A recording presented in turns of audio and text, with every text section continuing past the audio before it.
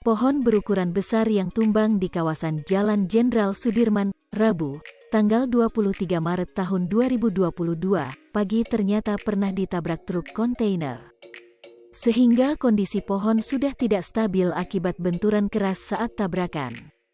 Pohon ini bekas tertabrak kontainer 2 bulan lalu, kata anggota DPRD Provinsi Maluku, Hatta Hehanusa usai kejadian, Rabu.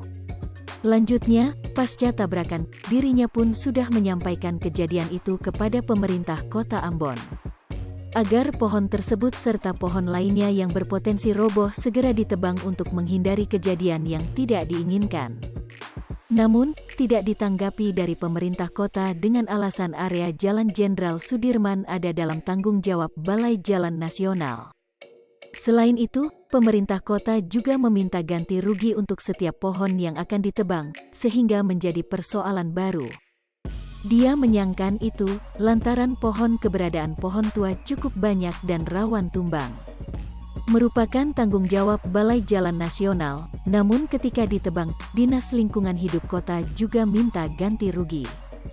Jadi kita menginginkan pihak Balai Jalan segera berkoordinasi dengan pihak kota untuk segera menata pohon-pohon yang harus segera ditebang, tandasnya.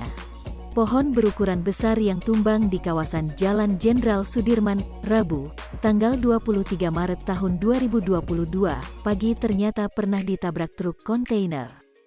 Sehingga kondisi pohon sudah tidak stabil akibat benturan keras saat tabrakan. Pohon ini bekas tertabrak kontainer 2 bulan lalu, kata anggota DPRD Provinsi Maluku, Hatta Hehanusa usai kejadian, Rabu. Lanjutnya, pasca tabrakan, dirinya pun sudah menyampaikan kejadian itu kepada pemerintah Kota Ambon. Agar pohon tersebut serta pohon lainnya yang berpotensi roboh segera ditebang untuk menghindari kejadian yang tidak diinginkan. Namun, tidak ditanggapi dari pemerintah kota dengan alasan area Jalan Jenderal Sudirman ada dalam tanggung jawab Balai Jalan Nasional.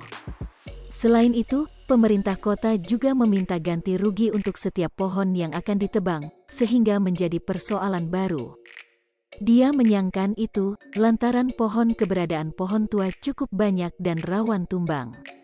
Merupakan tanggung jawab Balai Jalan Nasional, namun ketika ditebang, Dinas Lingkungan Hidup Kota juga minta ganti rugi. Jadi kita menginginkan pihak Balai Jalan segera berkoordinasi dengan pihak kota untuk segera menata pohon-pohon. Hai pemirsa Sri Popo TV, jangan lupa komen, like, dan subscribe, serta tonton terus berita-berita terupdate lainnya ya.